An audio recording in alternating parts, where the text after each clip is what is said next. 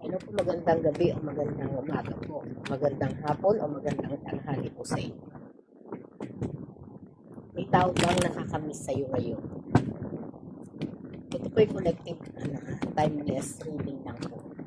Kung kailan lang ninyo ito mapanood, iyon po yung tamang oras para sa inyo. At kung makaresonate, no? Kung hindi naman po marami tayong video no, na pwede nyo po balik-balikan po. Salamat, salamat.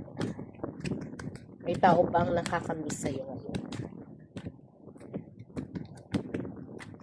Ikaw yung tipo ng tao no, na talagang parang ah, nakakaramdam po no, ng kalungkutan.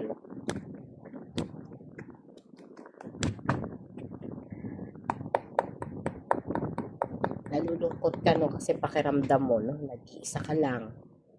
No? Kaya yung energy mo ay talagang naghahanap po no, ng mga tao no, sa iyong buhay.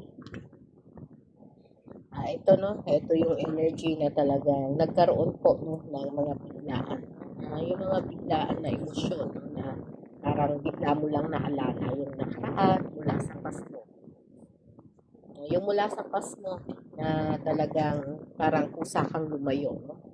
Kusang lumayo kasi parang pakiramdam mo ito yung tama no, para sa iyo at para sa mga nasa paligid mo o sa mga tao no, na naging bahagi ng iyong nakaraan.